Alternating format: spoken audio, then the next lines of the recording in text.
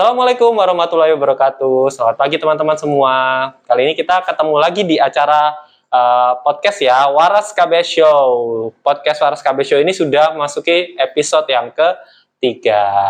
Nah, tentunya di setiap episodenya ini kita akan selalu membahas tentang informasi-informasi terkait tuberkulosis dan lain sebagainya.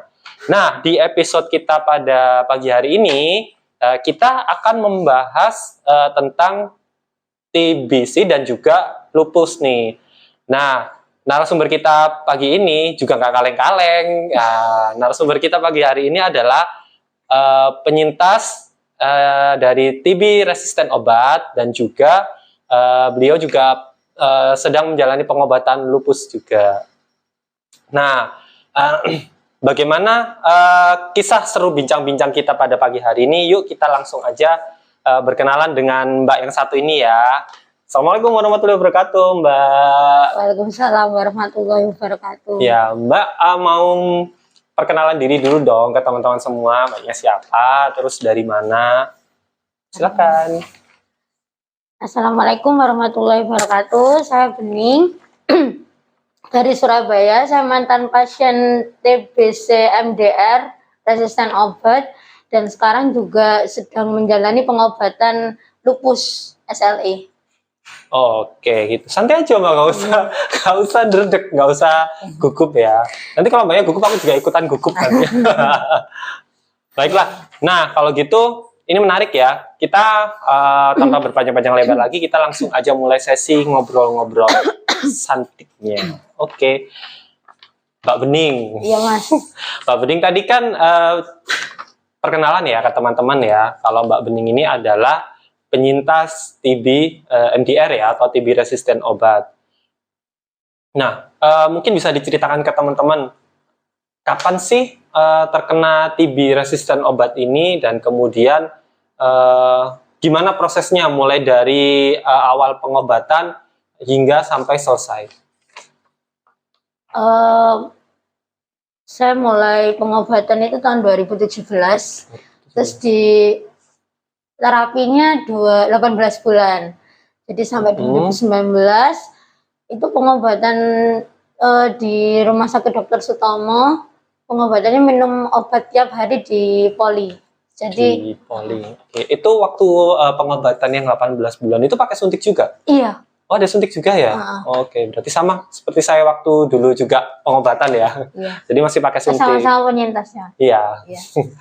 Lalu itu gimana setelah misal dinyatakan positif TB resisten obat, kemudian perasaannya saat itu gimana? Ya, awalnya bingung ketularan dari mana, kenapa sakit ini. Menurut saya di keluarga lingkungan nggak ada yang sakit TBC. Jadi saya juga bingung tapi harus nerima. Ya, dengan pengobatan yang lama, ya harapannya pokoknya harus selesai sampai sesuai anjuran dokter, maksudnya harus sembuh gitu sih. Itu pinginnya saya gitu, jadi ikhtiar dulu aja. Ya, jadi dulu waktu masuk pengobatan tahun 2017 ya, itu selesainya berarti sekitar 2019 ya. Ya, oke. Lalu kemudian ke topik yang satunya terkait lupus nih. Nah, ini kan saya dengar-dengar Mbak Bening ini dulu pada saat pengobatan TB MDR itu juga menjalani pengobatan lupus ya. Ini mungkin bisa diceritakan ke teman-teman, termasuk saya juga nih ya, yang masih awam tentang lupus itu apa sih Mbak? Oh, kalau lupusnya sendiri sebetulnya dari kecil Mas. Saya didiagnosa lupus itu dari umur 9 tahun, kelas 3 SD. Nah, sedangkan kalau lupus sendiri itu tidak ditemukan penyebab dan obatnya belum. Jadi untuk dikasih obatnya itu untuk tetap stabil aja. Jadi dari umur 9 tahun sebetulnya saya sudah minum obat lupus.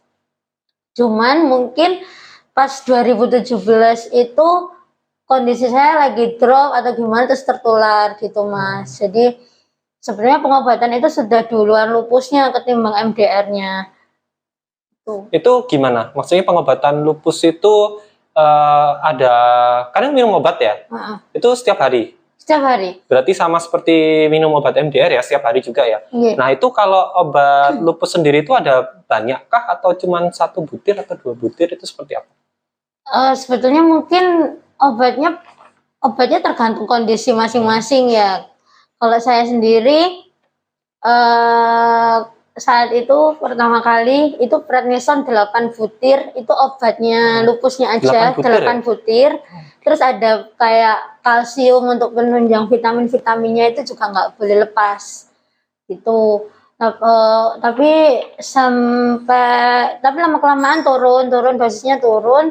Waktu yang MDR itu alhamdulillah cuma satu butir aja. Oke. Nah, untuk obatnya sendiri nih ya, lupus ya, apakah ada efek sampingnya juga kah? Seperti obat MDR gitu? Atau cuma obat seperti obat biasa gitu, nggak ada efeknya? Nggak ada ya? Efek samping. Berarti dibilang keberuntungan ya lumayan beruntung ya, karena seperti yang kita tahu obat TB MDR itu kan, resisten obat itu kan obatnya memiliki efek samping yang sangat berat sekali ya. Iya. Nah, untuk hal itu pada saat menjalani 2 pengobatan sekaligus nih, MDR dan juga lupus, itu gimana mensiasatinya? Apakah minum obatnya jamnya itu berbeda atau gimana, itu gimana cara ngatasinnya? Karena dari Sutomo kan minum obatnya kan di poli kalau untuk MDR, jadi minum obat MDR-nya di poli pagi, obat lupusnya malam sebelum tidur.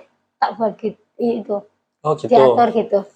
Oke. Jadi memang di waktu yang berbeda ya, jadi nggak terlalu seberapa ngefek gitu ya. Kalau obat TB resisten obatnya sendiri itu ngerasain efek sampingnya itu sampai malam atau cuma sampai sore aja waktu dulu pengobatan? Macam-macam, kadang kan gonta-ganti Mas, ganti-ganti, maksudnya kadang hari ini enak, kadang besoknya jadi, kurang. Gak tentu ya jadi. Iya, kadang bisa cepat, kadang bisa enggak. Mungkin karena kan kondisi tubuh juga berubah setiap harinya. Kondisi tubuh ya. Jadi kadang bisa cepat, pusingnya cepat hilang, tapi kadang juga sampai mual muntah besoknya nggak mesti. Oke, nah ada pernah menemukan selama pengobatan bebarengan MDR sama lupus, pernahkah menemukan kendala-kendala seperti itu? Mungkin aku susah nih ngambil obat MDR, atau aku ada kendala kayak gini nih, jadi aku nggak mood mau minum obat atau seperti apa gitu. Pernah nggak ada kendala seperti itu? Kalau mood itu sebetulnya kan memang berubah-berubah ya Mas. Tapi kan motivasinya sendiri saya mikir kalau kita nggak usaha kita nggak tahu hasilnya. Terus kalau kita udah nyerah itu pasti gagal. Tapi kalau masih berusaha itu masih bisa gagal, masih bisa berhasil. Jadi ya nggak menutup kemungkinan kita sembuh dari sakit ini. MDR kan bisa sembuh. Ya, jadi betul. Ya apa kata nanti diselesain dulu aja lah, minum obatnya dirutinin dulu lah, apa nanti lihat nanti hasilnya berhasil atau enggak. Walaupun kadang banyak banget tahu orang yang bisa meninggal karena penyakit ini, tapi ya itu tadi kesempatan itu pasti ada gitu kan. Jadi ya udah dijalanin dulu, alhamdulillah selesai tiba-tiba ya, bisa sampai sembuh ya. Selesai ya. Nah kemudian untuk tadi kan Mbak Bening sempat ngomong terkait motivasi ya. Nah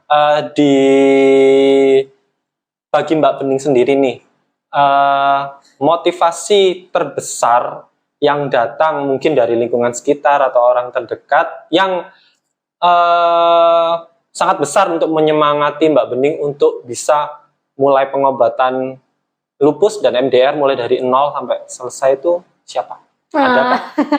Mungkin klise ibu, iya. Mungkin semua orang pasti kalau dengar kata ibu tuh wes langsung. Iya, aku jadi mewek kalau dengar kata ibu. Tapi iya memang sebetulnya orang tua ada peran penting ya, walaupun kitanya orangnya cuek, tapi kalau lihat orang tua mungkin Ya, pasti jadi itu ya. ya termotivasi lah gitu. Iya, kebanyakan memang saya sendiri juga dulu waktu awal pengobatan juga yang sangat memotivasi ya pastinya ibu ya, karena dari awal memang ibu yang nganter saya mulai dari nol, saya nggak bisa jalan, dituntun berangkat pagi-pagi subuh cuman untuk ngambil nomor antrian di JKN, karena zaman dulu itu kan di rumah sakit di Surabaya itu kan di RSUD Dr. Somo itu kan JKN-nya dulu kan sudah tidak nggak sebagus sekarang ya, karena zaman dulu itu kan masih berupa kayak seperti dulu di lantai 1 gitu kan, kecil gitu, terus banyak orang penuh sesak. Kalau sekarang kan sudah ada AC-nya, enak ya, lebih dingin dan luas juga. Jadi peran ibu itu memang benar-benar berjasa banget di hidup saya dan juga Mbak Bening juga ya. Iya. Mungkin bisa cerita lagi lebih lanjut dong, maksudnya apa sih yang motivasinya seperti apa gitu dulu? Apakah ditemenin nganter juga kah, atau ditemenin minum obat kah mulai dari pagi sampai sore, seperti apa dulu Mbak Bening? Sebetulnya ibu saya sendiri kan punya penyakit Mas, asma. Tapi waktu pemeriksaan belum minum obat, beliau kan yang mendampingin ke tiap polinya itu. Sebetulnya aku nggak pernah masuk.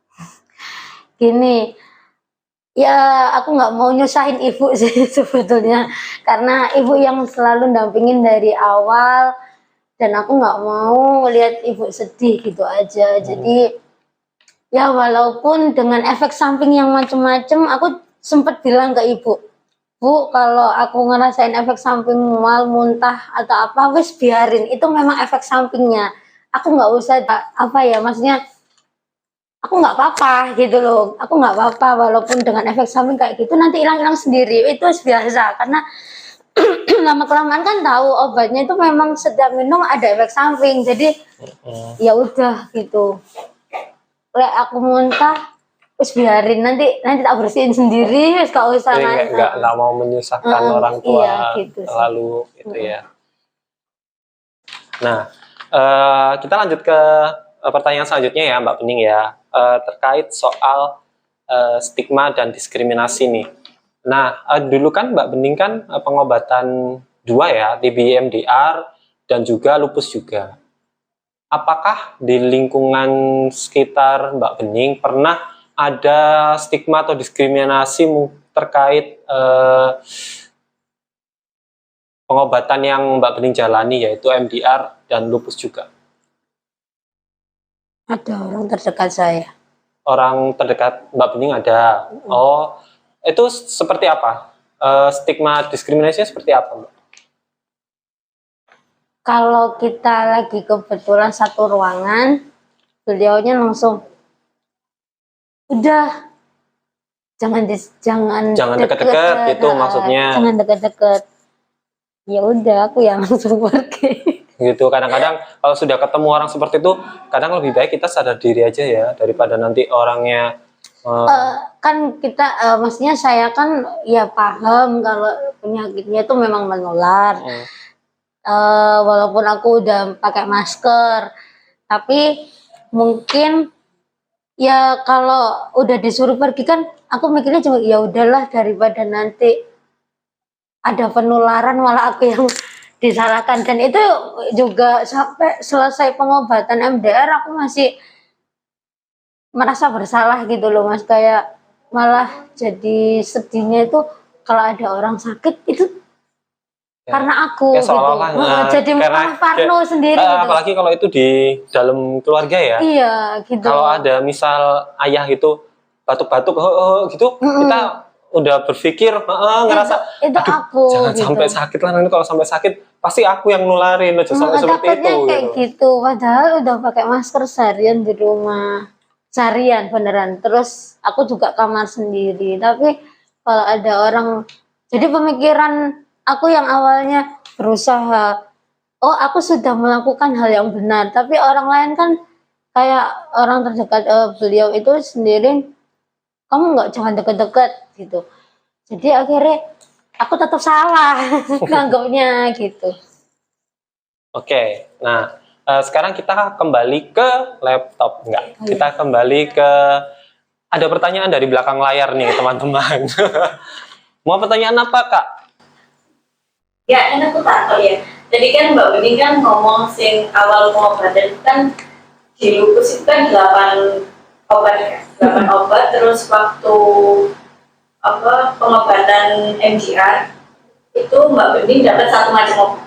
Nah, itu dirubahnya itu kenapa kok bisa dari 8 ke 1? Oh, sorry itu Kenapa itu? jadi yang 8 obat itu yang di usia 9 tahun pas pertama kali diagnosa lupus. Jadi udah Oh, jadi tiap pertumbuhan itu obatnya semakin berkurang ya, bukan malah semakin menambah ya. berkurang. Jadi di usia 9 tahun itu 8, tapi lama kelamaan memang berkurang. Terus kan dulu itu di klinik spesialis penyakit dalamnya itu tadi. Kan awalnya dokter anak, tapi waktu umur 17 dipindahnya ke penyakit dalam. Jadi obatnya memang udah berganti sesuai dengan kondisinya. Lalu pas MDR kan cuman ada di Rumah Sakit Dr. Sutomo. Dipindah juga sekalian lupusnya ke Sutomo. Dan itu alhamdulillah dikasih cuma 1 aja. Nah, dengan dosis terkecil. Ini agak menarik ini ya. Mbak Bening mungkin ada info kenapa kok bisa semakin umur bertambah itu obatnya malah semakin berkurang? Pernah nggak tanya ke dokternya seperti itu? Oh, kalau itu memang karena membaik sih, Mas. Oh, karena membaik? Iya. Oh, oke. Berarti bukan karena umurnya ya, semakin tua obatnya semakin dikit gitu. Iya. Berarti kalau misal semakin dewasa, kalau memang kondisinya masih butuh pengobatan insentif, berarti masih tetap ditambah ya obatnya. Jadi memang sesuai dengan kebutuhan kan kita juga cek lab rutin, apapun yang dibutuhkan lah untuk ini lupusnya, biasanya darah lengkap gitu. Itu nanti dilihat, nah itu dikurangi ya gitu. Biasanya dokternya ngomong. Itu cek labnya sebulan sekali kah atau? Enggak. Oh, kalau dulu iya 1 bulan sekali, ada anates juga. Apalagi itu?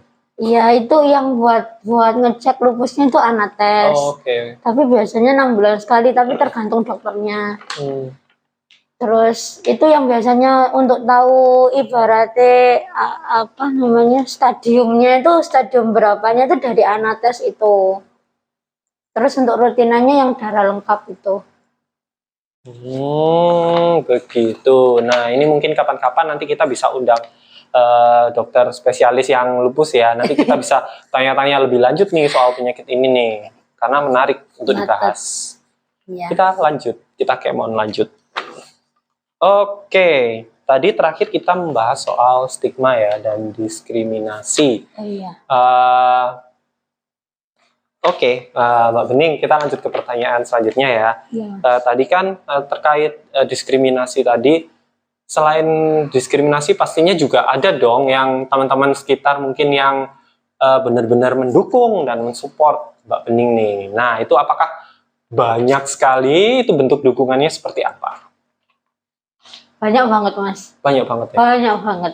Jadi makanya kalau ingat diskriminasi mungkin Allah tahu aku cuman mampu dikasih 1 cobaan dibandingkan 1000 banyak orang yang support. Banyak Mas, temenku banyak banget yang support. Ada yang malah mereka kan tahu kalau aku tuh nggak kerja selama pengobatan karena memang benar-benar pengen fokus, disuruh bapak nggak boleh kerja, fokus sama minum obat. Malah mereka kadang kalau libur ngabarin aku, ayo jalan ke sini ke pantai, kemana. Terus ada juga yang ngasih tiket nonton konser. Ya, dengan catatan itu alhamdulillah sudah negatif juga MDR-ku. Aku juga pakai masker tetap. Itu juga dikasih tiket gratis nonton. Rizky Febian, inget aku. Berarti ada hikmah ya di balik semua itu ya pastinya ya. Karena ingat kata pepatah, mati 1 tumbuh 1000. Ada 1 orang yang tidak menyukai kita, tapi masih ada banyak 1000 orang bahkan jutaan orang di sekitar kita yang mau mensupport kita kan tentunya. Iya, tapi Jadi aku tetap doain jangan sampai ada orang yang sakit MDR. Ya apalagi kalau satu rumah ya malah merasa bersalah pastinya. Cuman jangan sampai kamu ngerasain obat MDR ini, karena obatnya benar-benar efek sampingnya kan iya. macam-macam.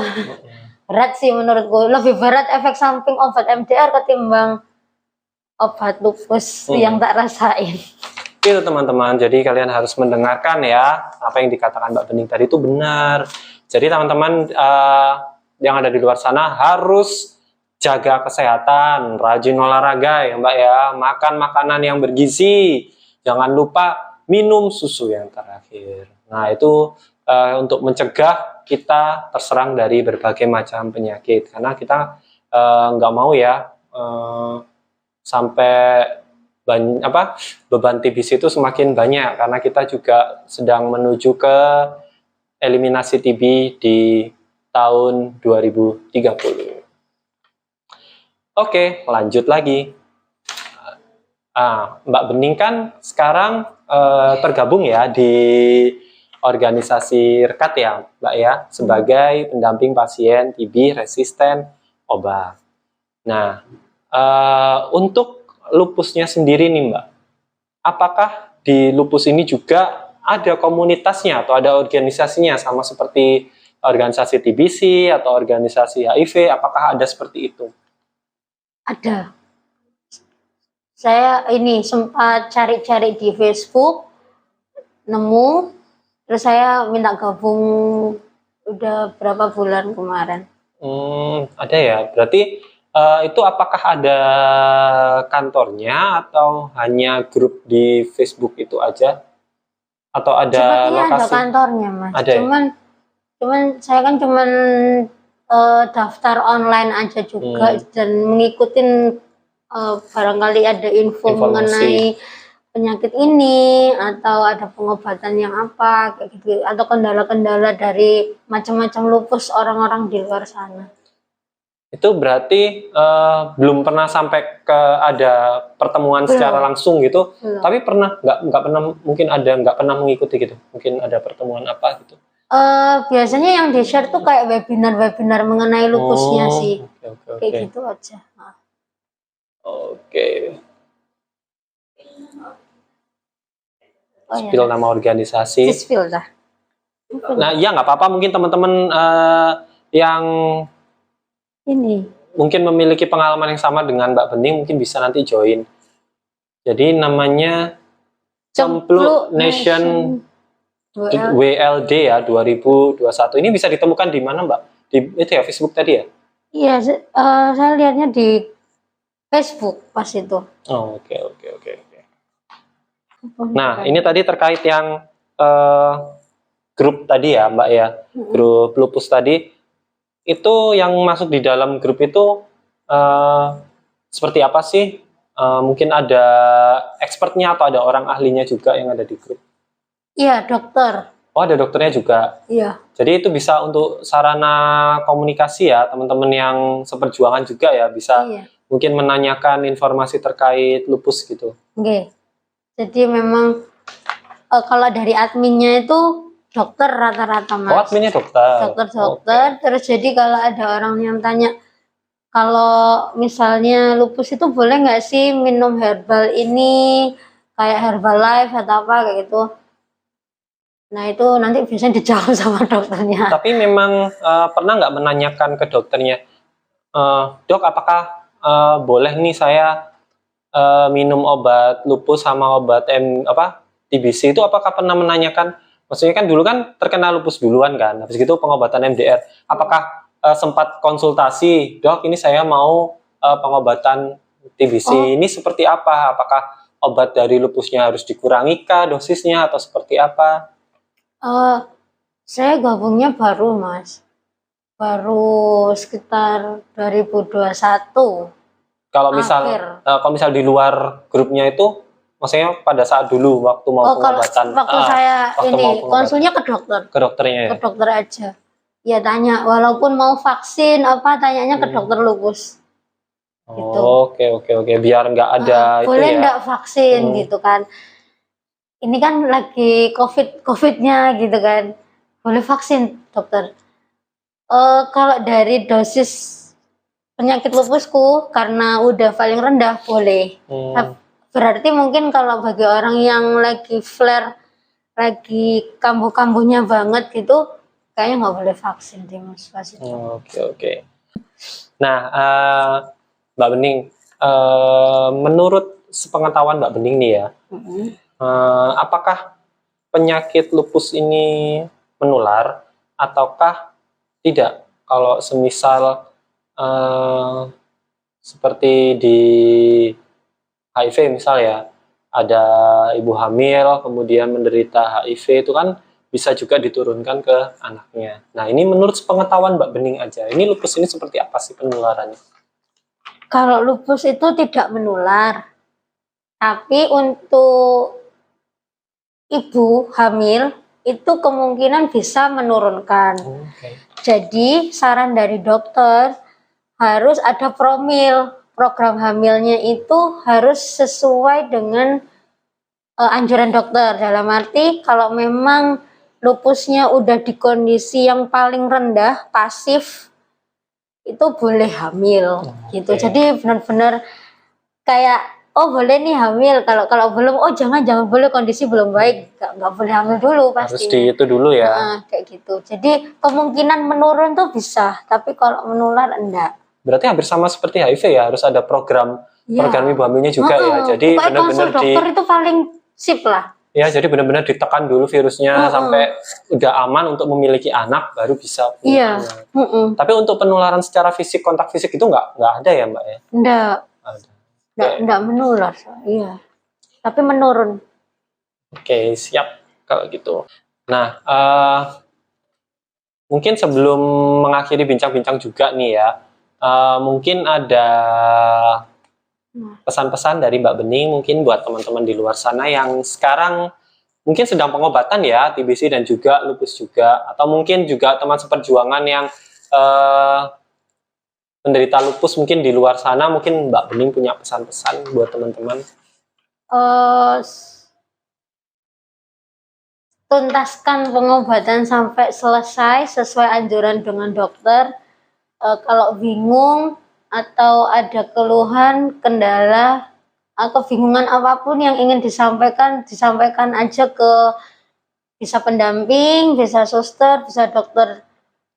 Walaupun dengan banyaknya efek samping yang macam-macam, sampaikan aja untuk mencari solusi maksudnya. Tapi jangan memilih untuk berhenti sendiri atau gimana, jangan. Tidak dianjurkan. Gitu aja sih. Baiklah, jadi menarik sekali ya pesan-pesan dari Mbak Bening tadi. Teman-teman juga jangan lupa jaga kesehatannya juga, olahraga yang teratur lagi, dan jangan lupa cuci tangan. Iya, betul. PHBS, pola hidup bersih dan sehat. Oke, jadi sebelum kita akhiri acara ini, saya mau mengucapkan terima kasih kepada narasumber kita yang sangat cantik ini. Terima kasih ya Mbak Bening sudah mau hadir jadi narasumber kita pada pagi hari ini. Semoga lancar menjalani hari dan juga semangat terus mendampingi pasien-pasien TB resisten obat sampai sembuh. Oke, tos dulu dong. Baiklah teman-teman, sebelum saya akhiri acara bincang-bincang pada pagi hari ini, saya mau mengingatkan nih ke teman-teman, jangan lupa follow Instagramnya Rekat di @rekat4indonesia dan juga di Facebooknya Rekat di Rekat Peduli Indonesia dan juga di YouTube-nya Rekat. Jangan lupa juga di Rekat Peduli Indonesia. Mbak Bening mungkin juga mau IG-nya nanti di-follow sama teman-teman. Apa Mbak IG-nya? Nggak usah, nggak apa-apa. Baik, kalau gitu terima kasih. Sekian. Dan jangan lupa stay tune terus di podcast-podcast episode selanjutnya dan juga dengan narasumber yang juga nggak kalah menarik dari hari ini. Oke, sampai jumpa lagi di episode selanjutnya. Bye-bye. Assalamualaikum warahmatullahi wabarakatuh.